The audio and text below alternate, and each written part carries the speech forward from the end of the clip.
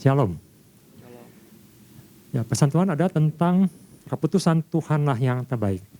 Amsal pasal 16 ayat 9 mengatakan hati manusia memikirkan jalannya. Tetapi Tuhanlah yang menentukan arah langkahnya. Dan di Yesaya 55 ayat 8 dikatakan sebab rancanganku bukanlah rancanganmu. Ketika saya mendapatkan pesan ini,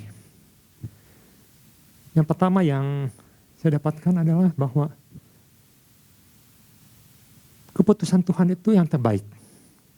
Mungkin dalam kehidupan kita sudah terlalu banyak mengambil keputusan-keputusan sendiri tanpa tanya Tuhan.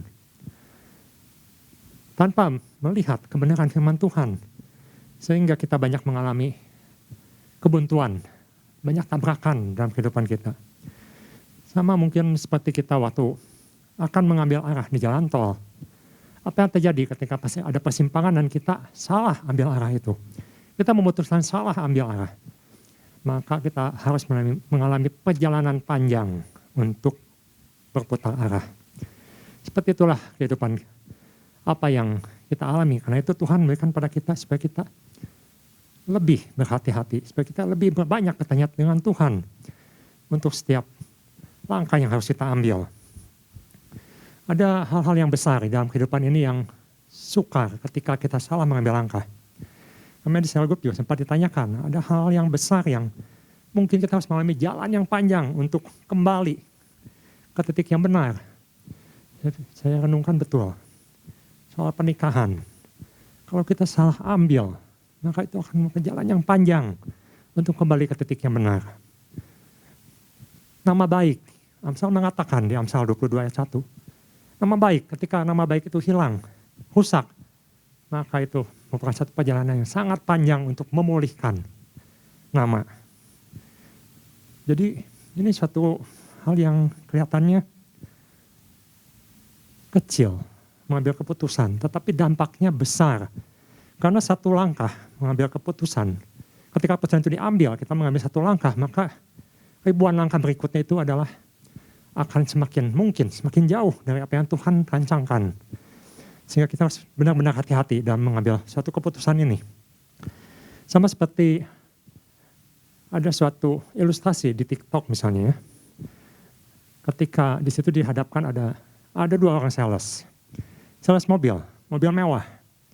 Ketika ada satu orang datang, pakaiannya lusuh, tidak menarik, sepertinya orang tidak punya. Seorang sales akan berkata, Bapak tahu, Bapak ini mau membeli mobil apa? Di sini mungkin mobil yang dijual itu seperti Ferrari, Lamborghini, Rolls Royce. Bapak tahu berapa harga mobil ini? Mungkin Bapak tidak sanggup membelinya.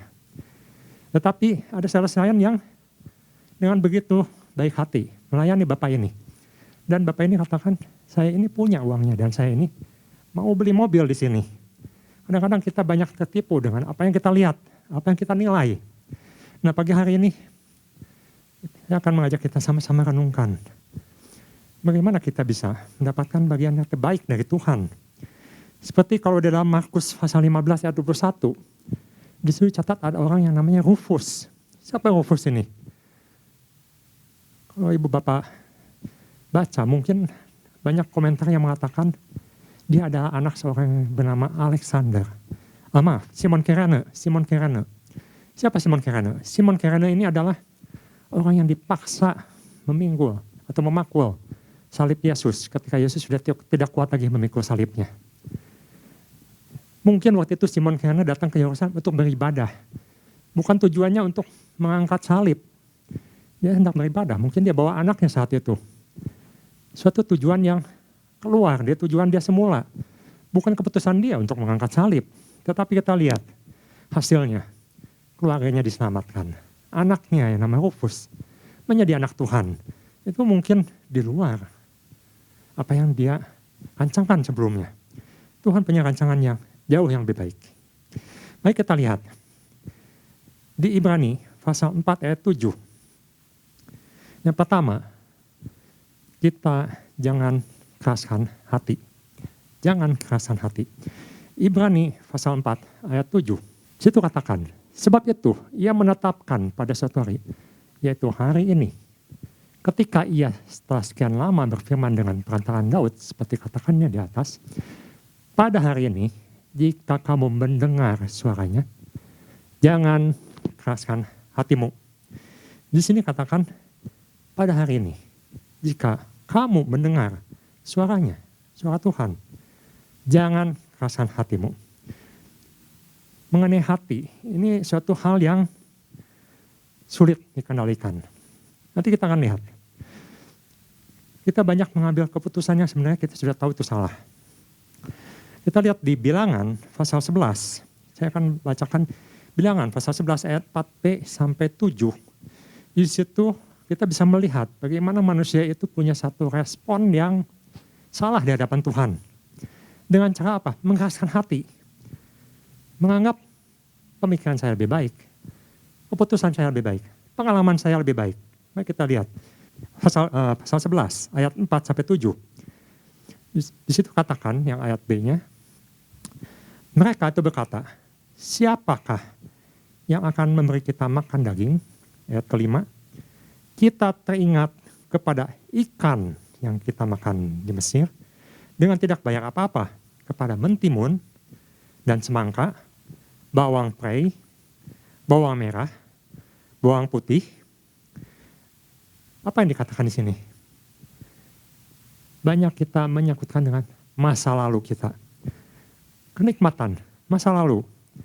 Ingat, ikan yang kita makan, mentimun, semangka, bawang prei, dan semuanya itu katanya gratis, free. Ayat ke-6. Tetapi sekarang kita kurus kering. Tidak ada sesuatu apapun, kecuali mana ini saja yang kita lihat. Sekarang, sudah ikut Tuhan. Dapatnya mana? Kita jadi kurus katanya. Ayat ke-7. Adapun mana itu seperti ketumbar dan kelihatannya seperti damar berdolah. Kita sering terikat dengan masa lalu. Mengingat masa-masa lalu. Kembali ke masa lalu. Kembali mau terikat. Di sini katakan bahwa ini ada umat Tuhan yang dibawa keluar dari Mesir. Yang dibebaskan dari keterikatan di Mesir.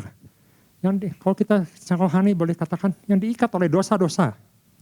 Dan Tuhan lepaskan mereka. Tuhan berikan yang terbaik. Mana?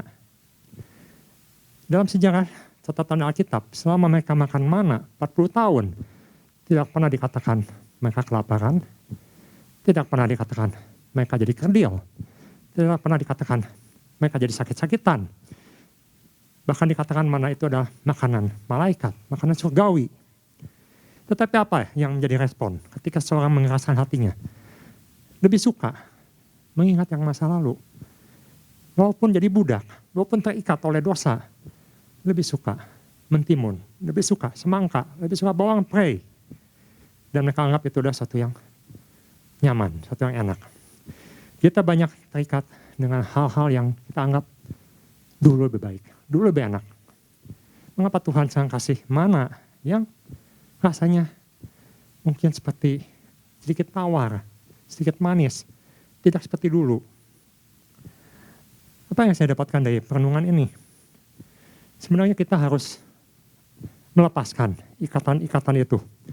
Ikatan-ikatan yang mengeraskan hati kita untuk bisa ikut keputusan Tuhan. Sebenarnya kita tahu itu adalah keputusan yang terbaik.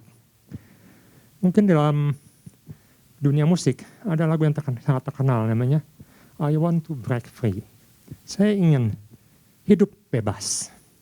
Free, ingin free. Tapi apakah yang bebas di dalam Tuhan itu? Apakah seperti yang lagu itu yang dilukiskan dalam lagu itu?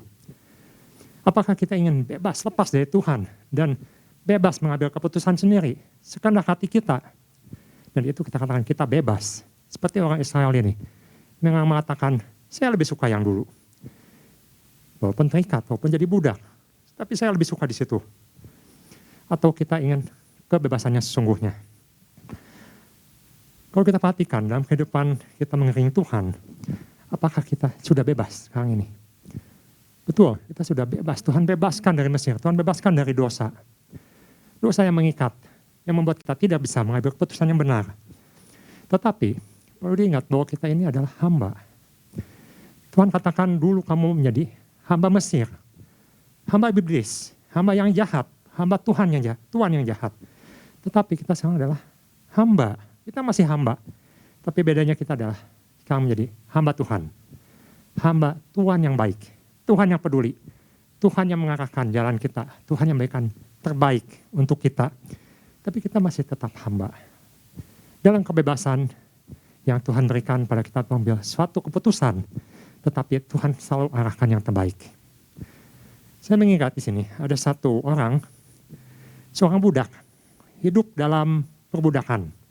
Seorang kulit hitam, dan dia mendapatkan sesuatu apa yang dia bilang.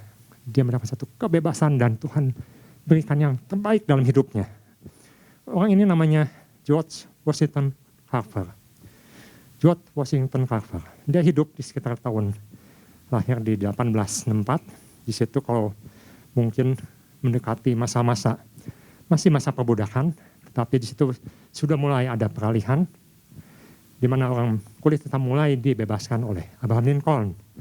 Tetapi George ini sebagai seorang budak, sebagai orang kulit hitam, dia tidak dapat fasilitas seperti orang kulit putih. Dalam hal pendidikan, sekolah, maupun kehidupan, pergaulan, dikucilkan. Tapi coba Ibu Bapak lihat, seorang yang bernama George Washington Carver, seorang yang disebut orang yang memiliki iman di dalam Tuhan. Apa yang bisa dia hasilkan ketika dia mau menundukkan diri dengan imannya kepada Tuhan itu. Dikatakan dia menemukan 300 penemuan besar yang penting dalam kehidupan kita.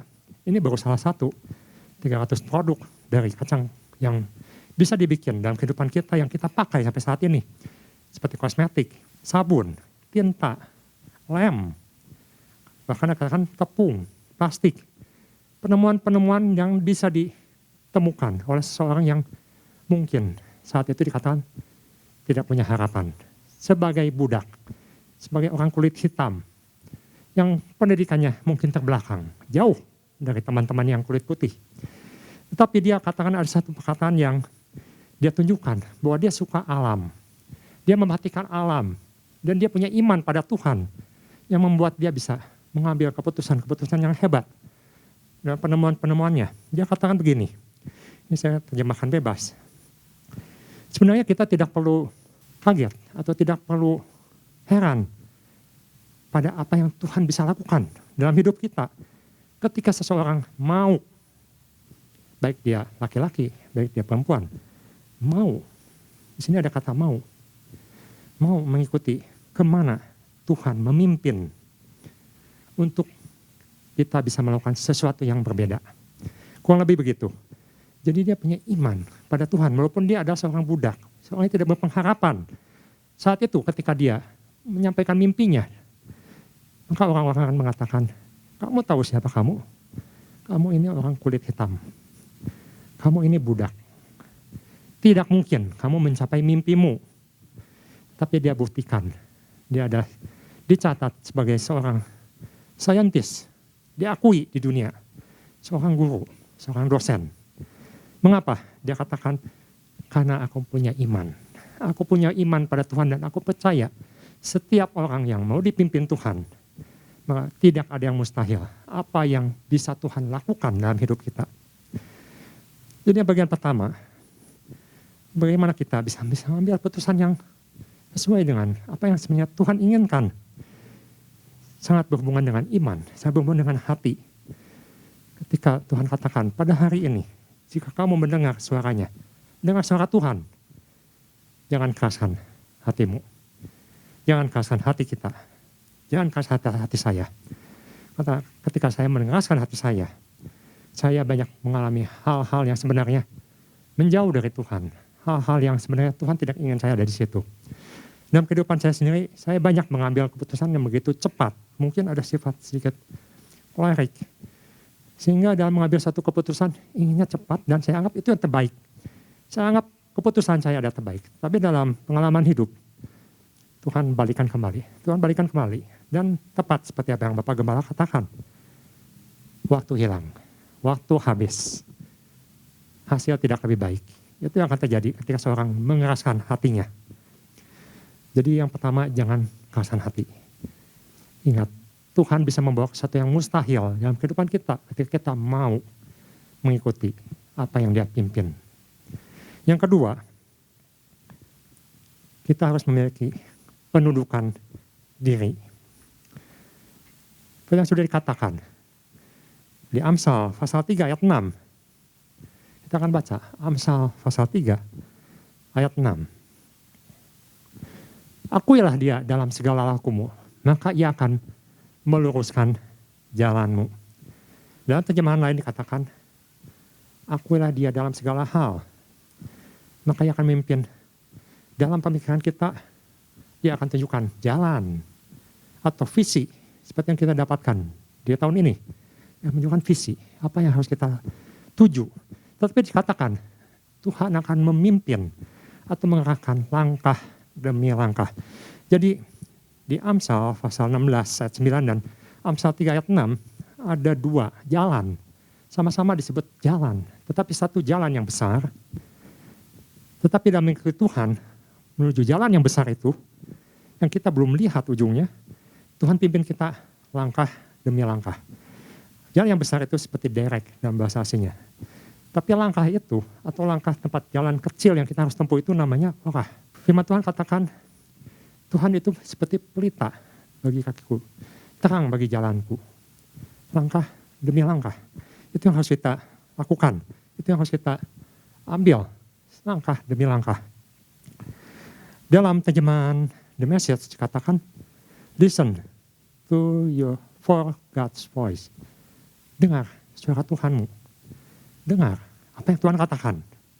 Maka Ia akan mengarahkan kamu in track. Kalau kita lari, mungkin ada yang di sini yang suka, senang naik ke gunung atau lari lintas alam. Bagi yang sering melakukan hal itu, maka dia akan bisa membedakan mana jalan yang bisa ditempuh, mana jalan yang tidak bisa ditempuh. Karena jalan yang sering dilalui itu ada tracknya, bekas diinjak orang, dan mungkin bentuknya udah seperti tanah yang diinjak-injak, bukan bentuk rumput utuh. Rumput yang sudah diinjak-injak. Itu adalah jalan yang harus kita lalui supaya kita tidak menyasar atau ke tempat lain. Jadi itu ada track. Nah di sini katakan dalam The Message, dengarlah suara Tuhanmu, maka Ia akan mengarahkan jalan atau track yang benar. Track yang benar. Dalam NLT atau terjemahan New Living Translation katakan, seek His will. Carilah kehendak Dia. Dalam segala sesuatunya, apa yang kita lakukan, cari apa yang Tuhan inginkan. Dan maka Ia akan, He will show you which path to take. Maka Tuhan akan tunjukkan jalan yang harus kita ambil. Jadi di Amsal 3 ayat 6 ini saya merenungkan, mungkin kita sudah jalan yang besar yang Tuhan sudah tunjukkan, visi Tuhan sudah jelas. Tetapi untuk menuju ke sana, kita perlu jalan selangkah demi selangkah, di mana Tuhan akan tunjukkan trek yang benar. Tuhan akan tunjukkan jalan yang benar. Tuhan akan tunjukkan alur yang benar dalam kehidupan kita. Mengapa ini penting? Karena saya melihat ketika Amsal ditulis, dikatakan orang yang paling berhikmat di dunia ini adalah Salomo. Dia menciptakan atau menuliskan begitu banyak Amsal, termasuk yang kita baca hari ini. Apakah dia melakukannya? Itu satu pertanyaan yang sangat besar. Apakah kita sudah mengetahui firman Tuhan, kita lakukan? Salomo dalam hidupnya, dia meminta hikmat Tuhan. Dia tuliskan hikmat ini dalam Amsal, dalam pengkhotbah. Tetapi dalam kehidupannya, dia sendiri banyak melanggar apa yang dia tulis. Jadi pengetahuan firman Tuhan itu tidak cukup. Hanya dalam otak, atau Pak Ishak sering katakan head knowledge. Saya tahu ini yang benar. Tapi dalam kenyataannya saya lakukan yang sebaliknya. Tidak ada head knowledge. Hanya di dalam kepala, hanya dalam pengetahuan. Sebenarnya seperti Paulus katakan, aku tahu yang baik. Tapi aku selalu lakukan yang jahat, yang buruk. Mengapa? Karena tidak ada kuasa. Tidak ada penundukan diri. Tuhan berikan free will pada manusia. Tapi apakah kita mau menundukkan diri pada firman itu? Atau hanya kita ketahui tetapi kita lakukan hal yang lainnya? Sehingga Amsal ditulis begitu banyak. Dan Salomo akhirnya mengatakan ketika dia sendiri melakukan hal yang tidak berkenan pada Tuhan, maka dia katakan semuanya sia-sia. Head knowledge adalah akan menuju kesia-siaan.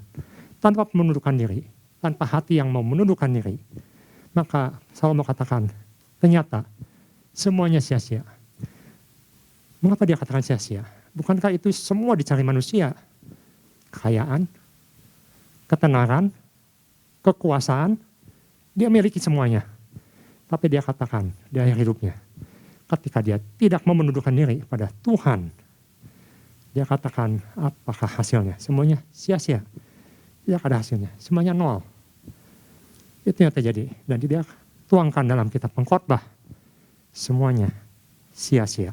Pengkhotbah 2, pasal 2 ayat 10 dan 11 kita akan baca. Pengkhotbah 2 pasal 2 ayat 10 dan 11. Perhatikan baik-baik sini. Aku atau Salomo tidak menghalangi atau tidak merintangi mataku dari apapun yang dikehendakinya. Di sini katakan hatinya lebih berkuasa, keinginannya lebih besar.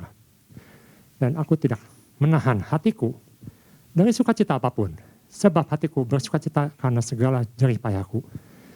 Itulah buah dari segala jerih payahku. Ayat ke-11. Ketika aku meneliti segala pekerjaan yang telah dilakukan tanganku dari segala usaha yang telah kulakukan untuk itu dengan jerih payah, lihatlah segala sesuatu adalah kesia-siaan dan usaha menyerang angin. Memang tak ada keuntungan di bawah matahari. Dengan kata lain, Salomo katakan semua yang dia miliki kesia-siaan. Mengapa dia katakan sia-sia? Karena dia hanya awalnya saja mau mengikut Tuhan. Tetapi dalam akhir hidupnya dia sudah banyak menyimpang, termasuk dari amsal-amsal yang dia tulis sendiri. Dan dia katakan sia-sia. Jadi kita bisa lihat, head knowledge atau pengetahuan itu hanya menghasilkan satu kesia-siaan tanpa penundukan diri pada firman Tuhan. Pada penundukan diri pada Roh Kudus, pimpinan Roh Kudus. Hasilnya akan sia-sia. Percuma saja. Jadi, pagi hari ini kita banyak belajar bahwa ketika kita ingin mengambil keputusan yang tepat, keputusan Tuhan yang terbaik, itu tidak cukup kita hanya tahu. Karena ini sangat berhubungan dengan iman kita. Seperti yang George Washington Carver miliki, sangat berhubungan dengan hati kita. Ketika kita tahu yang baik, kita tahu yang benar, tapi kita mengeraskan hati, kita tidak mau menundukkan diri. Hati yang lebih suka dipuaskan, lebih suka digenapi keinginannya, maka Salomo katakan hasilnya akan sia-sia. Nah itu ya yang terjadi. Dan kita perlu mengingat status kita. Meskipun kita sudah bebas, kita ini adalah hamba Tuhan. Bahkan yang lebih luar biasa, ketika Yesus katakan, kita bukan hanya sekedar sudah merdeka, tapi kita ini adalah sahabat Allah. Yohanes pasal 15 ayat 15 dikatakan. Yohanes pasal 15 ayat 15. Yesus katakan, kamu adalah sahabatku. Dan ini ada suatu yang luar biasa.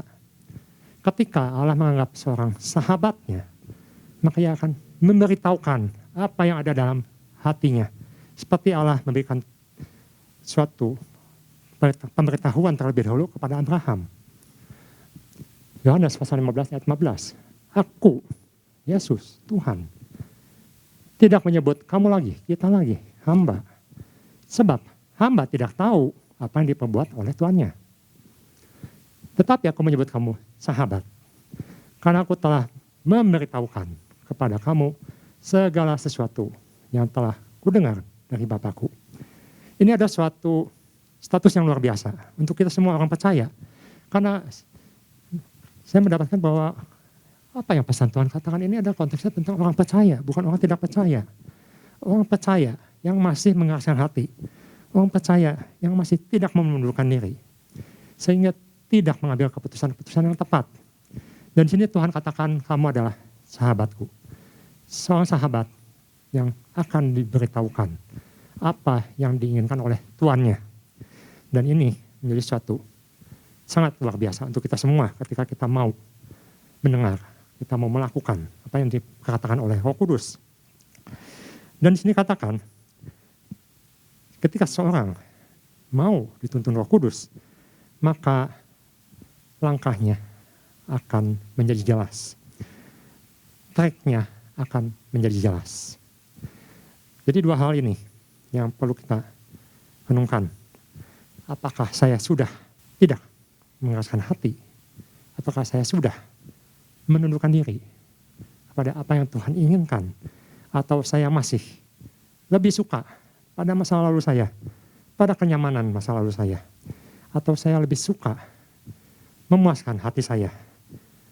Satu yang harus kita jawab sendiri, dan kita tahu ketika kita mengeraskan hati, ketika kita tidak menundukkan diri, maka Salomo katakan semuanya adalah kesia-siaan, tidak mendapat hasil. Sekian firman Tuhan. Tuhan Yesus memberkati.